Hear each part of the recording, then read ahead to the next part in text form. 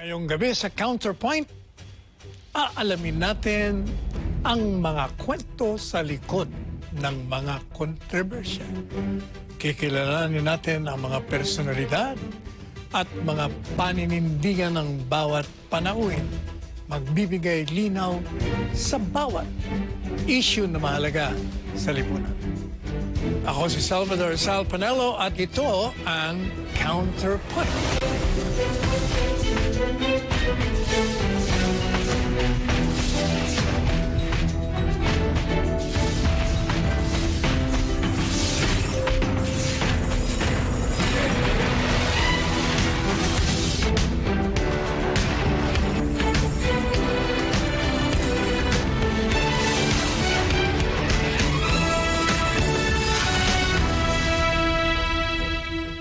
Alam niyo ba na dapat Balintawak City ang pangalan ng Quezon City?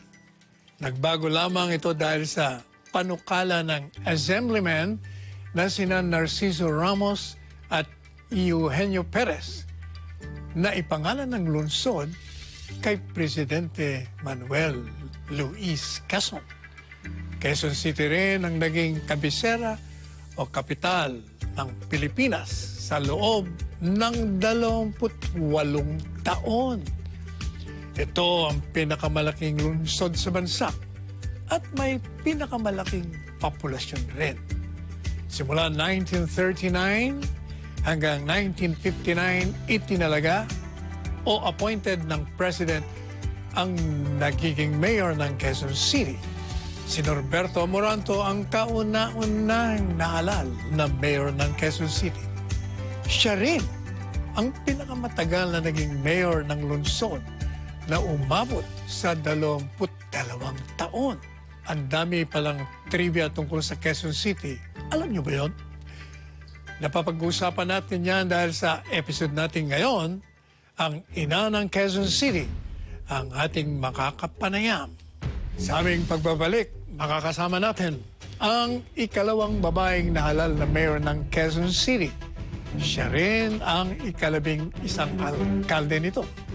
Multi-awarded public servant sa loob at labas ng bansa.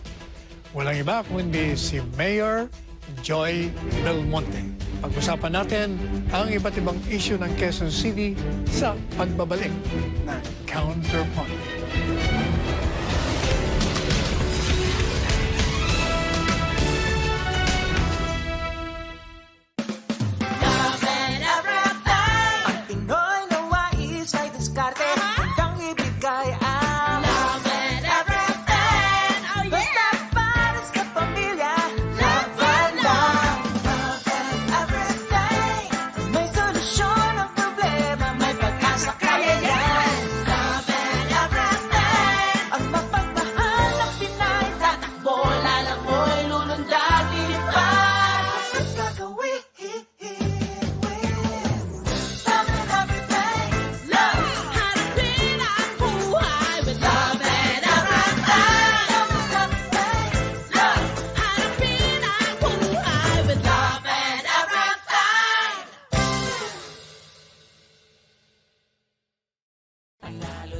Pag together, wala talo pag together, let's dance together. So let's 25. Siguradong walang lamig ang tatalo sa yakap ng suporta at pagmamahal ninyo sa amin. Mga netizens mula sa Baguio, tara na at maki-net together. This coming February 12, magkikita-kita tayong lahat sa CAP John Hay Trade and Cultural Center, Baguio City. Let's net together, Baguio! Makakasama natin ang mga paborito niyong stars ng Net25 na pinangungunahan nila Eric Quizon, Epi Quizon, Vandolph Quizon, Empoy Marquez, Diana Meneses, Love Anyover, Jenny Quizon, Yo Andrada, Billy Hackinson, Isabel de los Santos, Yuki Takahashi, Alexa Miro, Pia Guanyo Mago, Aga Mulak at Tito Vic and Joey. Hindi na kami makapaghintay na makasama kayong lahat. Let's net together, Baguio!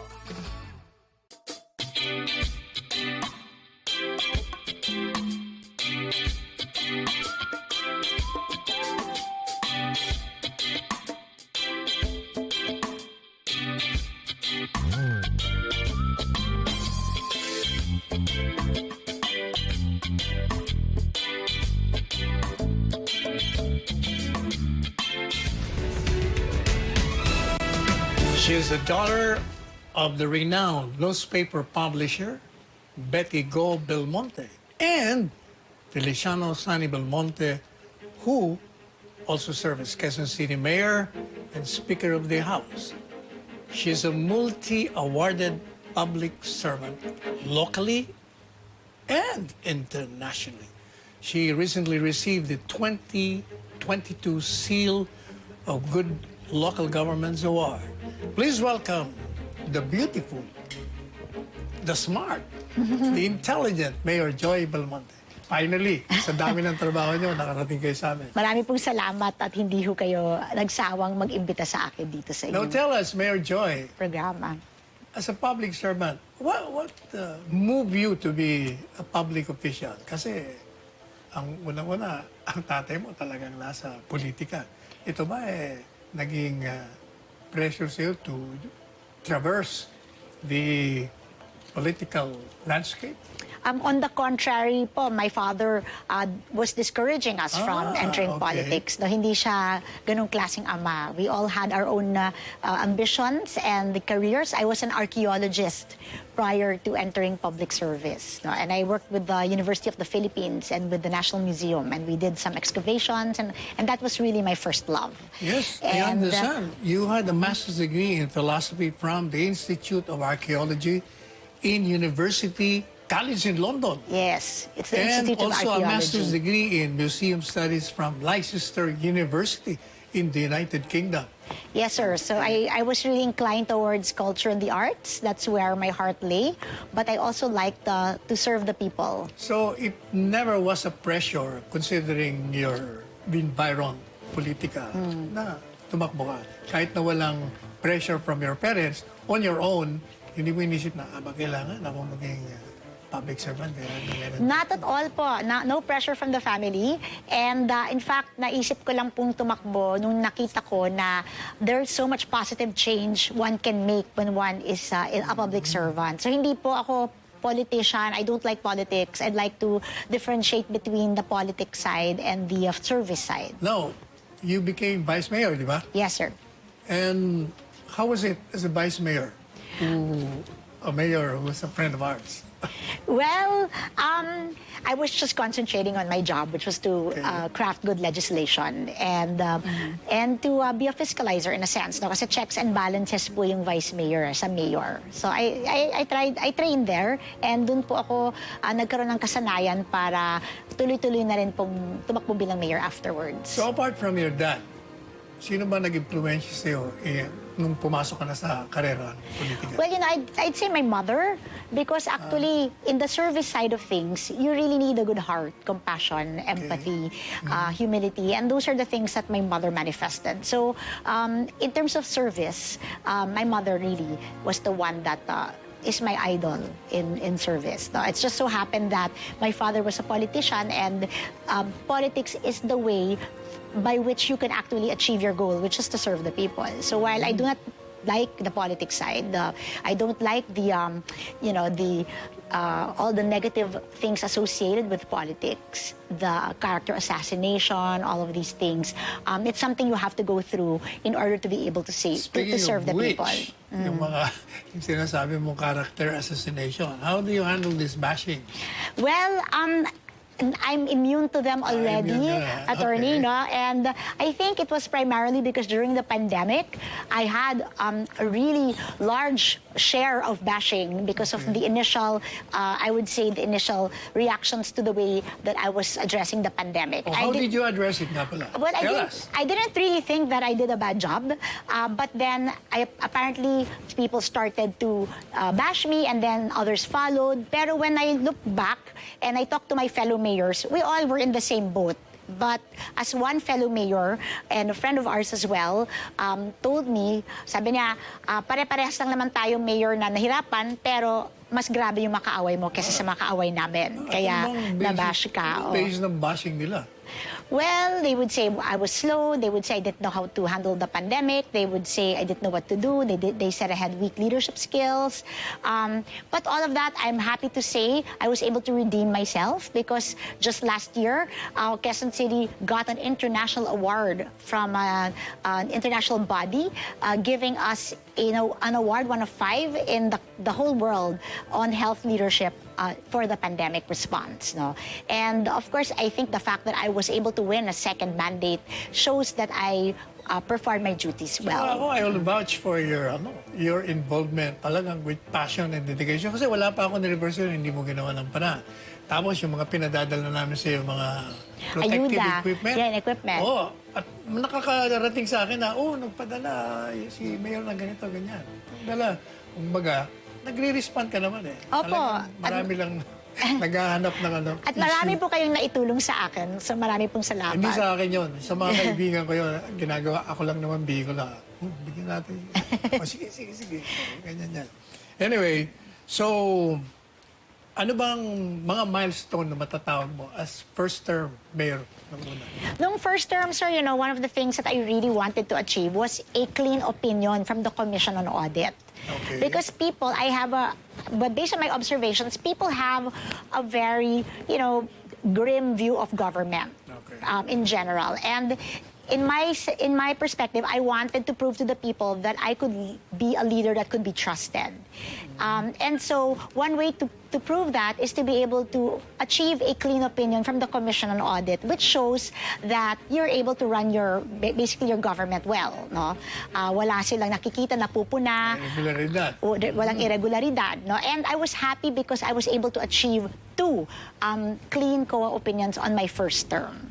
And these are the first in the history of Quezon City. Talaga. Congratulations. Thank you. What was your second term?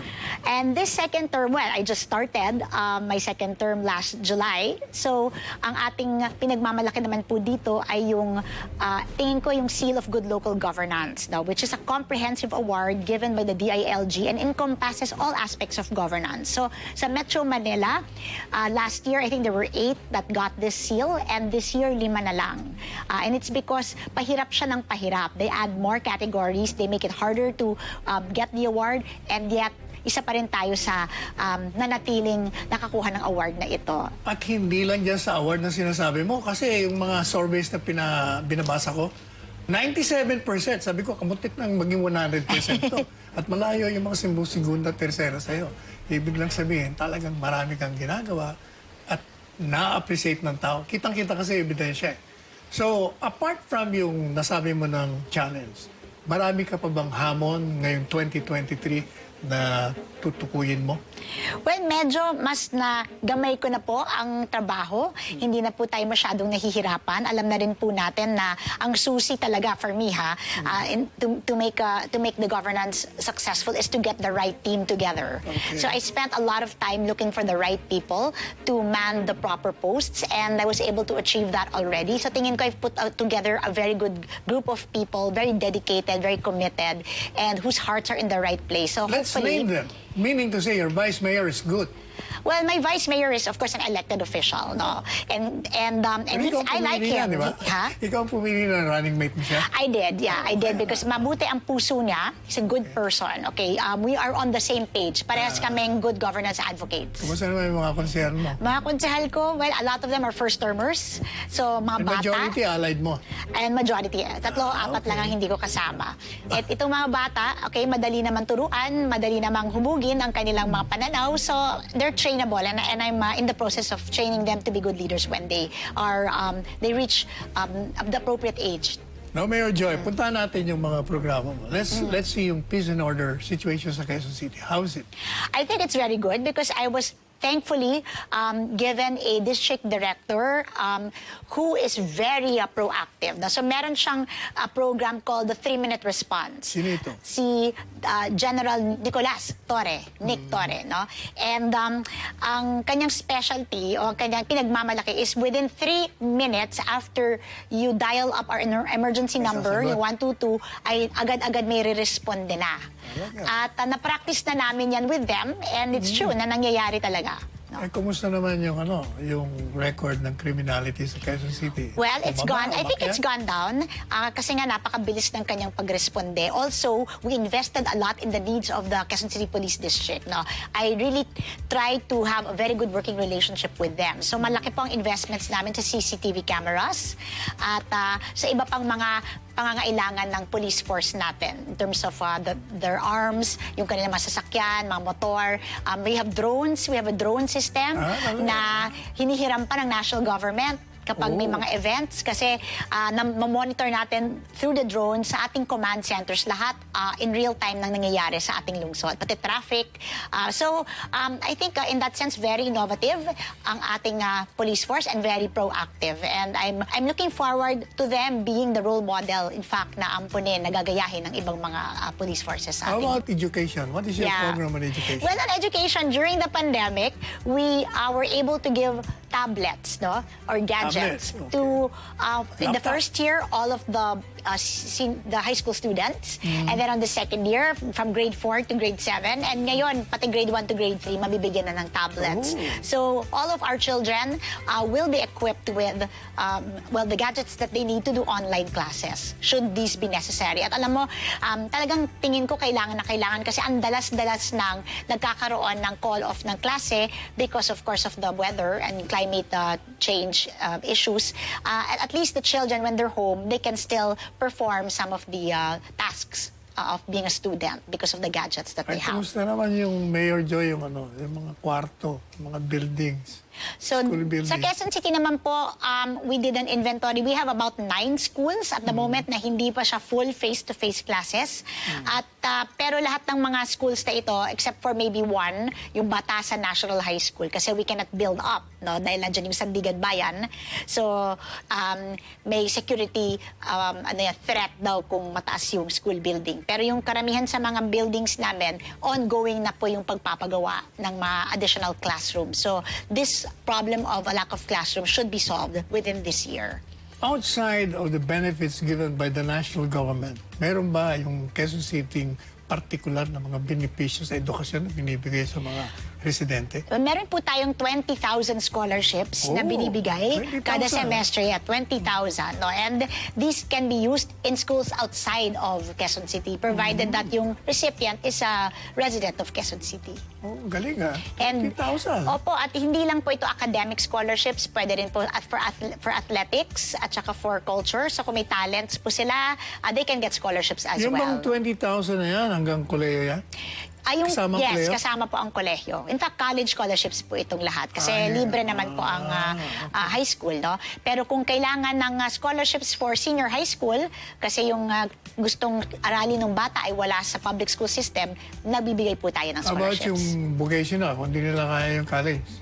Nagbibigay rin po tayo. So actually, the whole spectrum of educational needs ng mga bata covered ng mga scholarships po natin. And of course, dun sa ating Quezon City University, dahil ito po ay kasama sa programa ng ating pong mahal na Pangulong Duterte when he made everything free, kasama po yung Quezon City University, and all the students there, several thousands of them, ay libre na ang kanilang college education. How about, Mayor Joy, I have a special advocacy, yung children with special needs. Meron ba kayong programa doon sa mga disabled persons, disabled kids? Well, I'm happy that you asked that question because when I was the vice mayor, meron na po akong programa. I set up a center. It's called the Kabahagi Center for Children with Disabilities. Pareha po tayo ng advocacy. At tingin ko kulang kasi yung atensyon na binibigay sa mga batang ito. So this center is concentrated on just treating or giving services to children who have disabilities. Saan po lugar yan, Mayor And this Joy? is located in Barangay Batasan Hills. At recently po, I've just allocated funds sa iba pang mga districts. So we're going to open another 2 or 3 centers for children with disability. So, pero ang binibigay po nating services dyan, Yeah. diagnostic services na napakamahal kung pumunta tayo sa correct. private practitioner. We give occupational therapy, speech therapy, physical therapy, training for the parents. We organize the parents to look after their kids in the home setting. So lahat po ng serbisyo, pati livelihood para sa mga magulang, ay binibigay po ng center na ito. And then we also have have, for those that suffer from mental health problems like depression, anxiety, yung mga may schizophrenia, we give free medicines to them as well. At we are the first local government that has passed a comprehensive mental health ordinance, no, which is a localization of the National Mental Health Act. Mayor Joy, how about yung housing? Yan ang problema sa Quezon City. Maraming squatters, maraming walang bahay. Anong programa niyo dyan? So, ito po ang paborito kong programa, yung pabahay, because it's the single most serious problem that we have. We have about 210,000 families that are considered informal settler families. No? And nagbuo po ako ng isang ordinansa with the help of the City Council. Before I left as Vice Mayor, we passed this. It's the shelter code of Quezon City at marami pong menu of housing schemes doon. No? So dati, isa lang po kasi ang klase ng pabahay ng predecessor ko. It is socialized housing at a cost of about 450,000. No? Pero marami pong hindi pa rin nila kaya ang halagang ito. So doon sila nare-relocate sa lalawigan. Pero alam naman natin that model does not work because babalik sila sa lungsod, yung trabaho nila nasa lungsod, at magsasquat na naman po sila. So in our new scheme, ang dami po doon sa menu, we have a direct sale. So kapag sila ay nasa private land at willing naman yung private owner na ibenta na lang yung lupa sa pamahalaan at a reasonable cost, we buy that land and we sell it back to the people for a low cost or at cost, and they have about 20 to 25 years to pay, no? Tapos nade-develop pa namin yung lugar nila para mukha na silang subdivision, no? So that's one scheme. The second scheme is yung rental housing, and this is particular to those who really are too poor to afford even socialized housing, no? And ang aming pong project, this is public land. We build the building at 800 pesos lang po namin nirerenta ang isang unit, no? Para ang isang mahirap na pamilya may dignidad pa rin, may integridad, maganda yung kanilang tinutuluyan na shelter o tahanan. Pero pagkatapos ng ilang taon, ang aming inaasahan nakapag-ipon naman itong pamilyang ito dahil napakamura ng renta, and they can move on and graduate to socialized housing or economic housing. So mas mamahal naman ng konti ang mga ito. Socialized is about now, with the inflation, mga 750,000, payable about 20-25 years. At yung economic, dito naman sa mga may wages naman, regular wage earners, pero hindi naman gaano kataas yung mga sweldo, pero kaya nilang mag-monthly amortization. So meron tayong ganon. Puntahan naman natin, kasi sa programa ko, palagi na lang ako nakakatanggap ng text on senior citizens. Yes. Merong gobyerno, national, di ba? Pero meron mga LGUs na may sarili. Yung bang Quezon City, meron din para Yes. senior citizens? Opo, we have our own social pension program. Not as big as yung binibigay ng national government. Pero yung national government kasi does not cover all of the senior citizens in need. Lalo na sa lungsod namin, we have about 300,000 senior citizens. Ilan lang po ang nagiging bahagi ng national government social pension program. So we have our own. Yung mga hindi nako-cover ng national government, nabibigyan naman po at bibigyan pa ng local government. So lahat pala covered, Well, not all the senior citizens, of course, kasi ang dami po nila, no? Pero yung mga talagang nangangailangan, yung walang ibang source of income, walang GSIS, walang SSS, walang mga kamag-anak na tumutulong sa kanila, yun, tinutulungan po namin. Pero would you believe, yung programa mo ngayon, pati kami nakatanggap. Sabi ko, bakit may 1,000 kami rito? Sir, senior, hindi. Kailangan yan ng iba. Bakit pati kami kasama? Dapat tanggalin niyo yung dapat burahin ko po yung pangalan ninyo. Oo, burahin mo na. Bigyan mo na sa iba. Opo. Kamusta yung mga jeepney drivers natin, mga bus drivers? Mayroon ba tayong programa para sa kanila? Well, under the LTFRB po kasi sila, yung bus drivers and jeepney drivers, because their franchises cross borders, no? Pero yung TODA is under, yes, the jurisdiction of the local government. So meron po tayong fuel subsidy program. Yes. And at the moment, last year, we were able to give about 500 peso fuel subsidy. Sa kanila this year, I gave them fleet cards.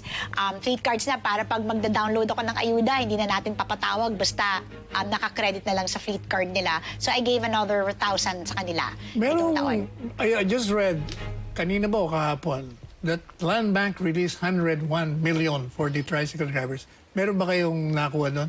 Yung po ay galing sa national government naman po yung ayuda na yan. Ang alam ko po yung ilan sa aming mga TODA nakatanggap na through GCash. naman.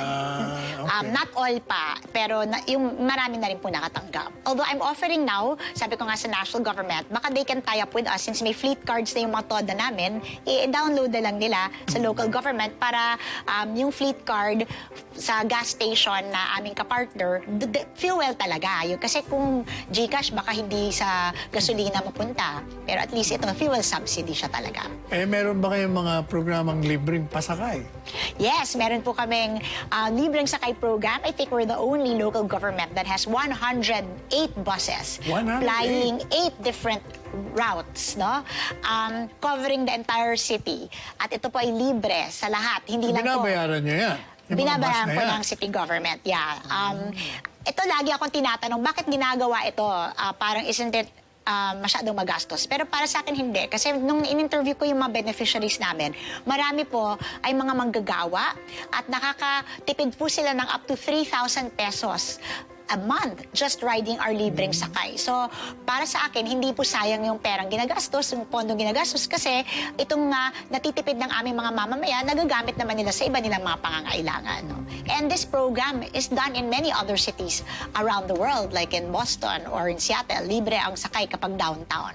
Marami ka nang napasok na kontrobersyang mga issue. Ano ang pinaka-controversial na medyo na-stress ka?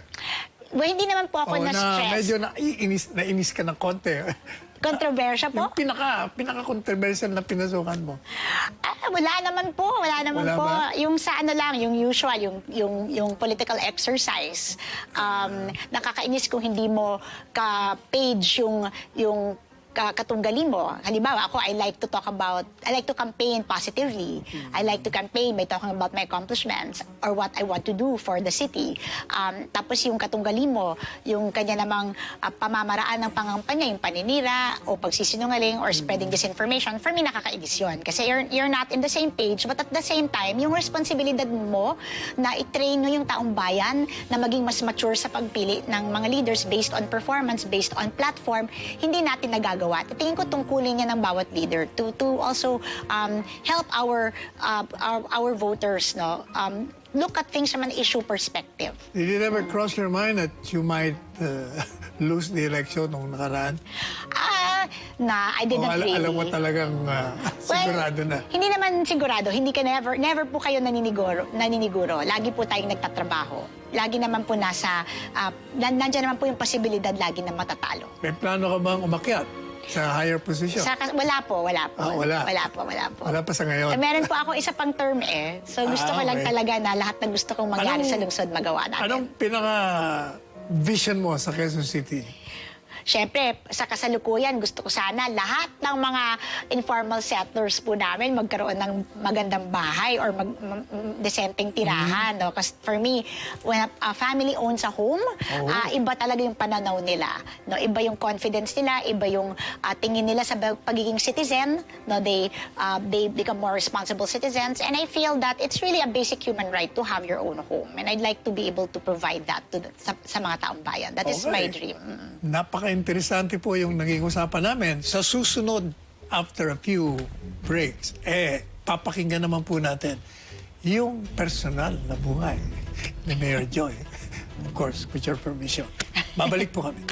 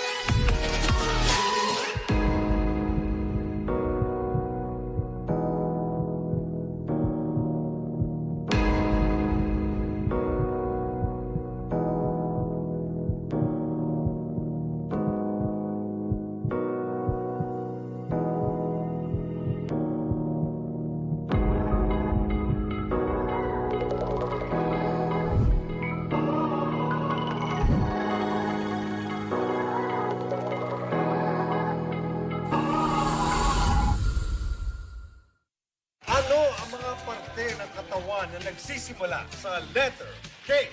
Tatay, Kailangan na natin itigil to. Lilipat na kasi kami ng tirahan. Sabihin mo na lang, hindi mo lang ako mahal. Ba't ka naman ganyan magsalita, mahal? Sa kabilang kalsada ka lang lilipat eh. Ang dami mo excuses. ang tawag sa game natin ay pasta, sir. Pagdating sa dulo, kailangan mapatayo nyo ang boteng ito.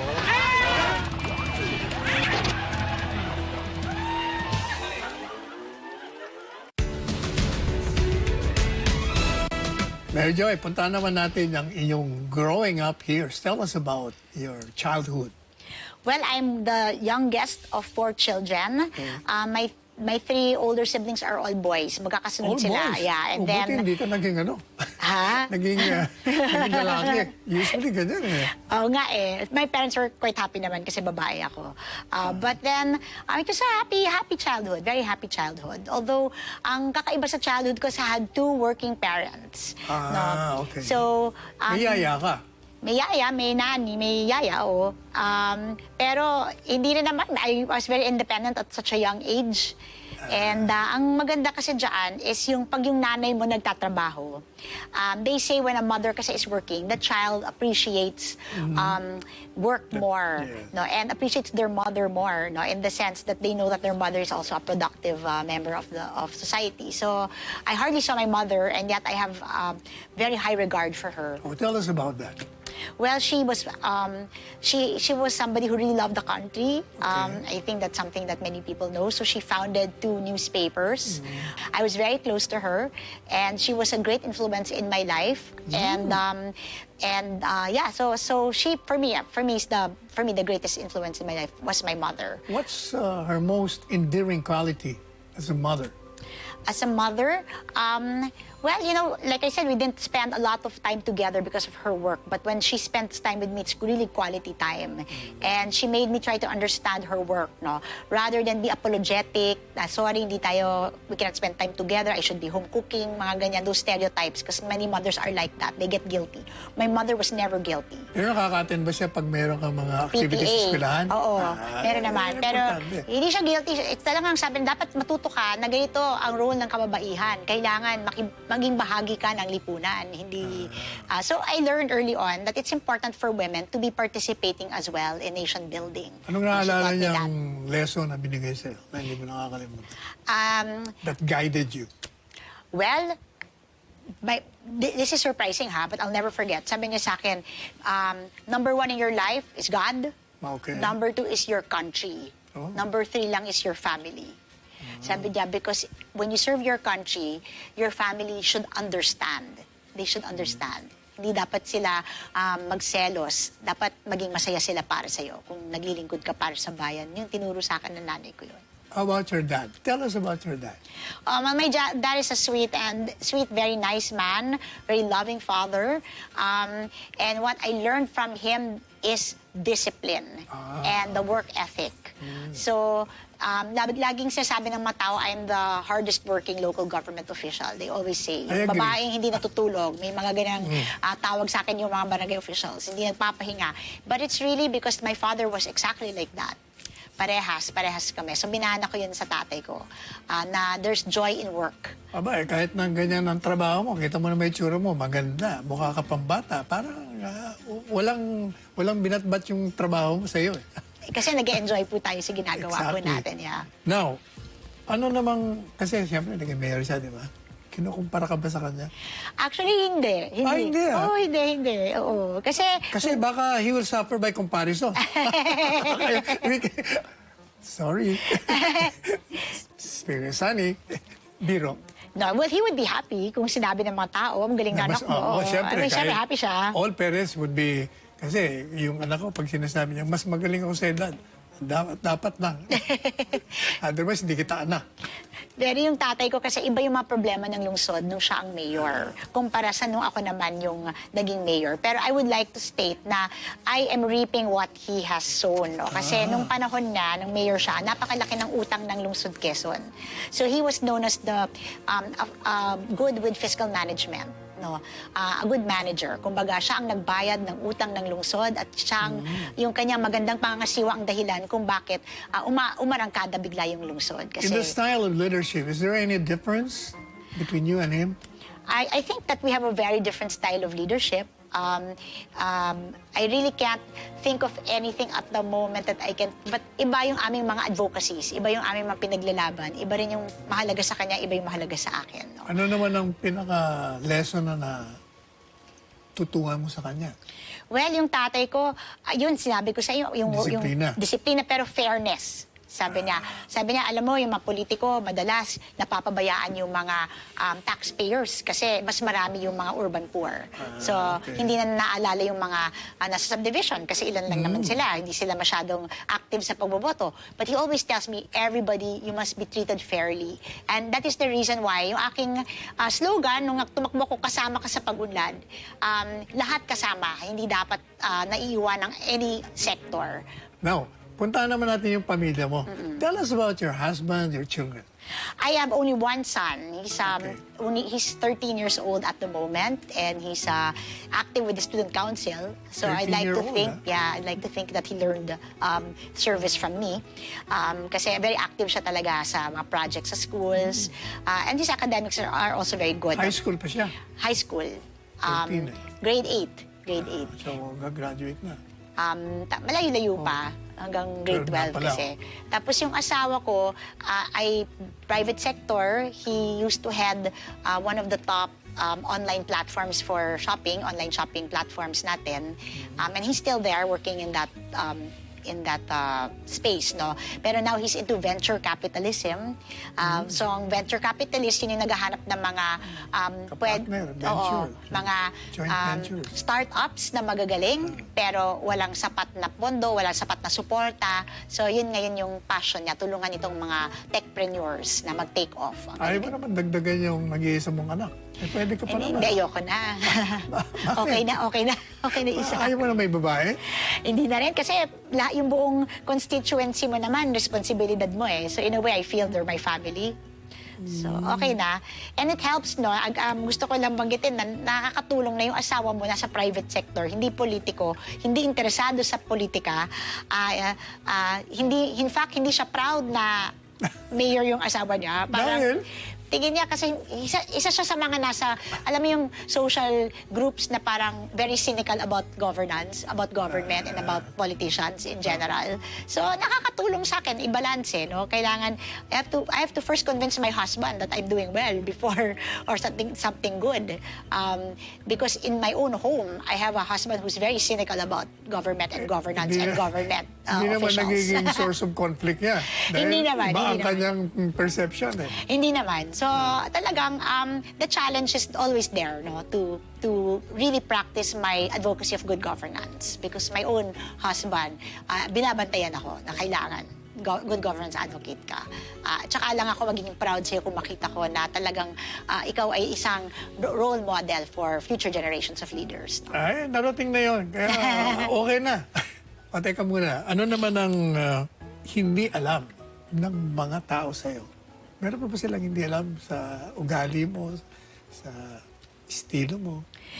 Tingin ko, alam na lahat. I'm very transparent with the way I am. Hindi ako mapagtago sa taong bayan. Wala namang. Siguro hindi ko lang nabanggit sa mga tao na ngayon ay binabanggit ko sa'yo dahil ko convince mo kong kumanta, hindi po ako marunong kumanta. So, Pakakantayin ka sana namin eh.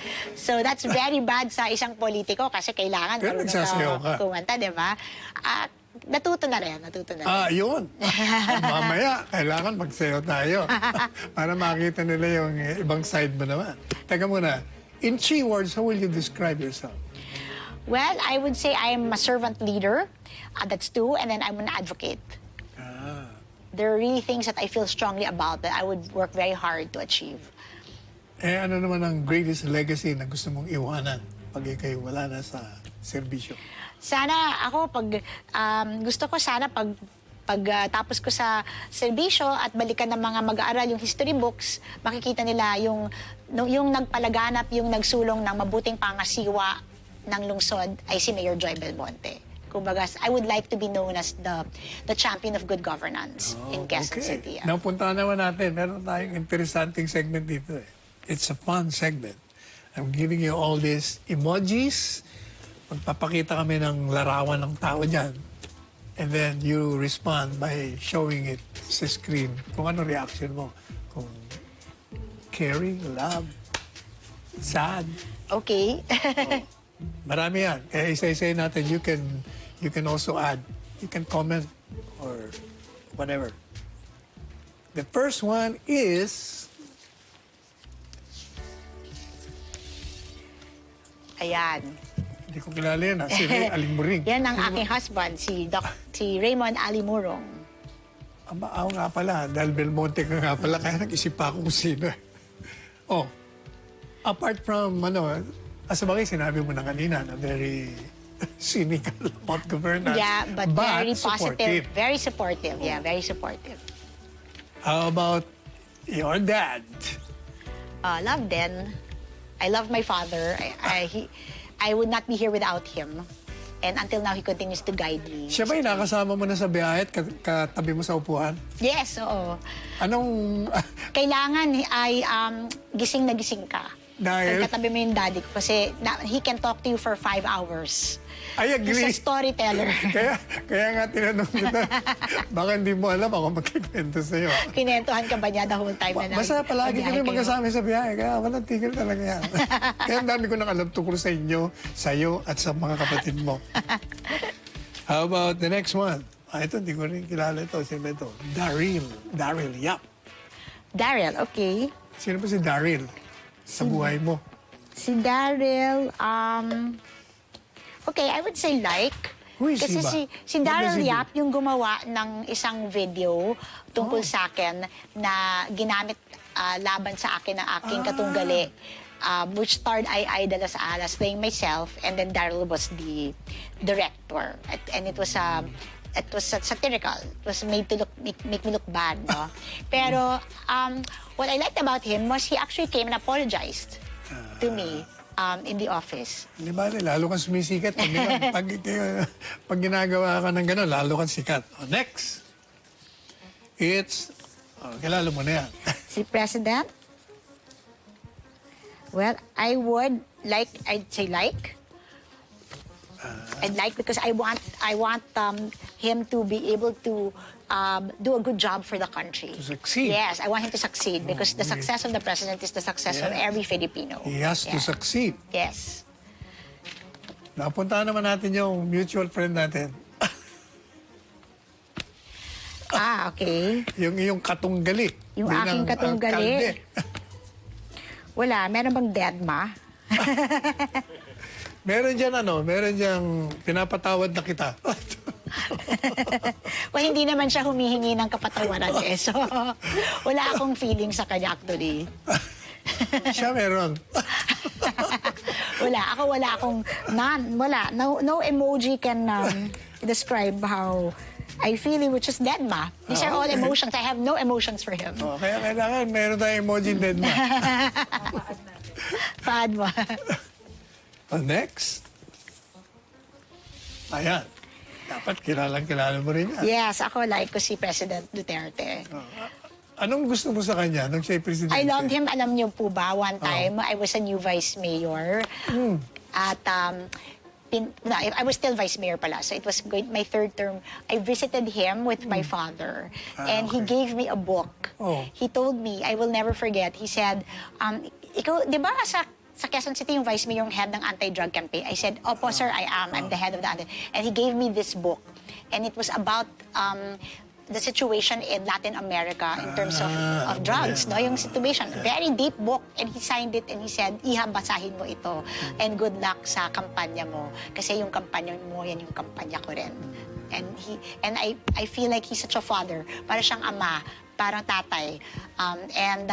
My father has very good fond memories of President Duterte because when they were both congressmen, they would travel together. Magkasama sila. So lahat ng narinig mong kwento nakwento na rin niya kay PRD.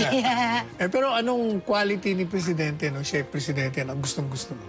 Ay, gusto ko yung very decisive siya. I love that. Oo, decisive siya. Hindi siya wishy-washy. Pag sinabi niya, talagang ginagawa niya. Ginagawa niya. At Pag sinabi niya, pag hindi ka nagbayad, hindi ka na mag-landing niya bukas. Punta ka na sa Japan o sa Hong Kong. Bayad siya. Opo, yeah. Ayan, gano'n. Oo, gusto ko po yung ganyan quality niya. How about this one? Ito, kasama natin to sa media. Jay. Si Sonza. Okay, ako naman, sad. Oh, bakit? Binabanatan ka ba ni Jay? Yeah, because nung time ng pandemic, isa siya sa bumabanat sa akin. Oy, Jay, mali ka. Isa siya Kaibigan doon. mo Hindi ko makakalimutan yung mga sinulat niya. Oh, gano'n? Oh, ito naman. Ito, kaibigan mo ba ito? Ay, ito, oo. Yan yung nag-satire sa'yo. Yung gumanap na ikaw. Yeah, ako, I feel sad for her.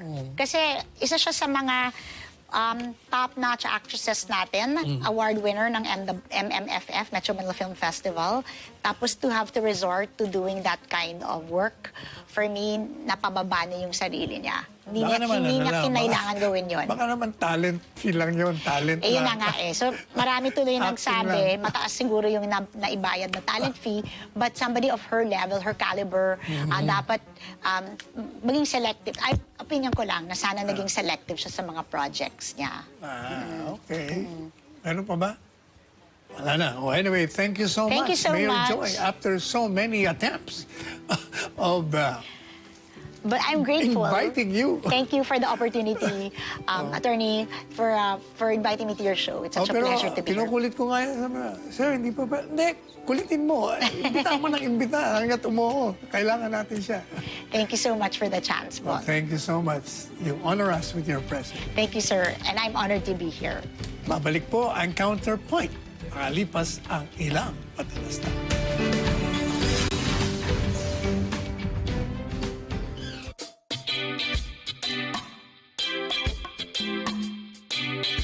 Anong walang lamig ang tatalo sa yakap ng suporta at pagmamahal ninyo sa amin. Mga netizens mula sa Baguio, tara na at maki-net together. This coming February 12, magkikita-kita tayong lahat sa CAP John Hay Trade and Cultural Center, Baguio City. Let's net together, Baguio! Makakasama natin ang mga paborito niyong stars ng Net25 na pinangungunahan nila Eric Quizon, Epi Quizon, Vandolph Quizon, Pia Guanyo Mago, Empoy Marquez, Diana Meneses, Aramina, Aga Mulak at Tito Vic and Joey. Hindi na kami makapaghintay na makasama kayong lahat. Let's net together, Baguio! Kailan ka kaya makakahanap ng one true love mo, Abo? Kailan? Malapit na. Malapit na malapit na. Mas okay tayo ng ganito. Kahit friends lang tayo, alam natin na mahal natin ang isa't isa. Mahal natin ang isa't isa? I think I'm ready. Listen very carefully. Engage na ako!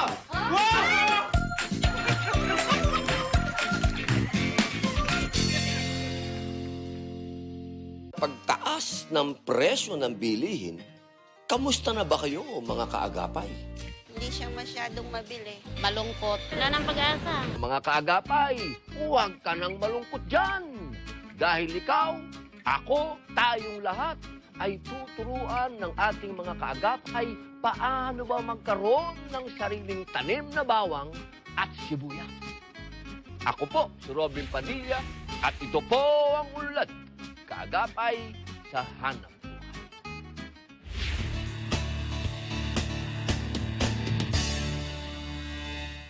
This portion.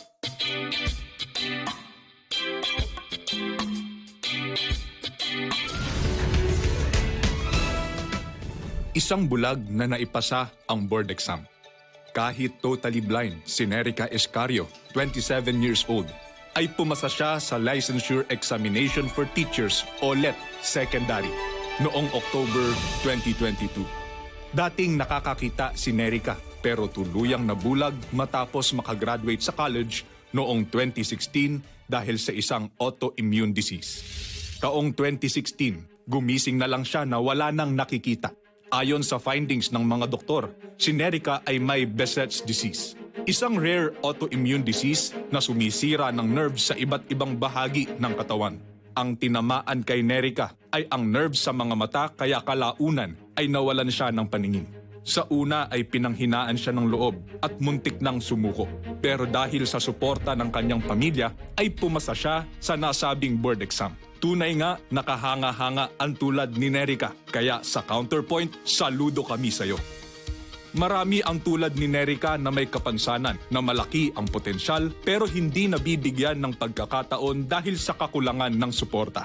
Ito ang pangunahing misyon ng World Blind Union o WBU na binubuo ng mahigit sa 600 organisasyon mula sa 158 mga bansa sa buong mundo. Isinusulong nila sa United Nations Convention on the Rights of People with Disabilities ang proteksyon sa mga karapatan ng mga bulag at partially blind sa buong mundo. Ilan sa mga karapatang nasa prioridad nila ay ang karapatan sa maayos na edukasyon na may sapat na kagamitan at sistema na akma sa kanilang limitadong kakayahan. Integral development, independence at partisipasyon para sa mga bulag at partially sighted sa lipunan. Mabigyan ng kagamitan, technical assistance, special teaching at learning materials upang maka-access sa extracurricular activities.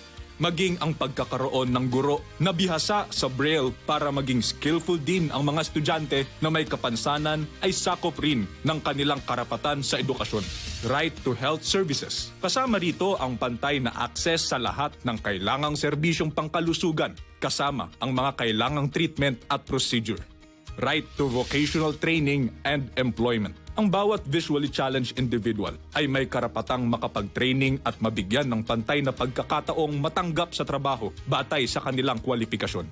Karapatan rin nilang mabigyan ng mga gamit na kinakailangan upang makapaghanap buhay, katulad ng Braille, large print, audio at electronic text. Ilan lamang ang mga nabanggit sa marami pang karapatan ng mga visually challenged individuals. Dito sa Pilipinas, bagaman may mga batas na nagpoproteksyon sa kanilang mga karapatan, nananatili pa rin isang malaking hamon ang mabuhay ng may kapansanan.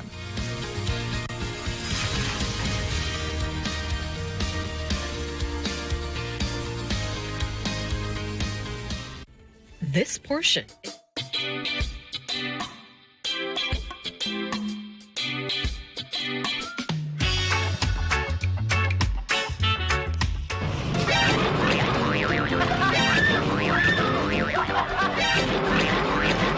Mahal naman na po lahat ng mga bilihin ngayon. So, Ang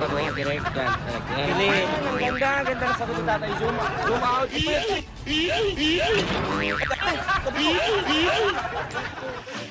Extra gatos po. Excuse me, Bobby. Teacher noon ay nagtanong nung araw sa aming eskwela. Ngayong araw na ito, magtatanong tayo sa ating mga kababayan kung kakayanin nila ito.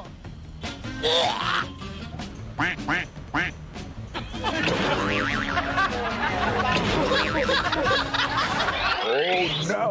It's Biro only! Sunday 25!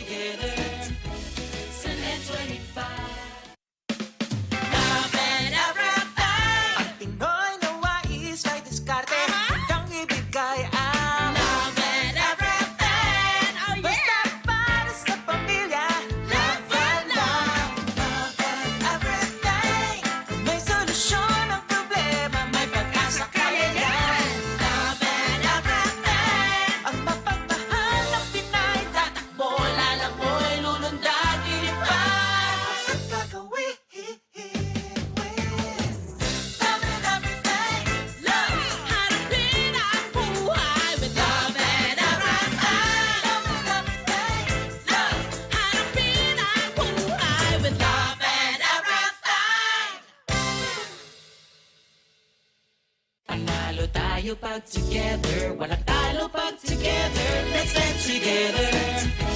Sa Net 25.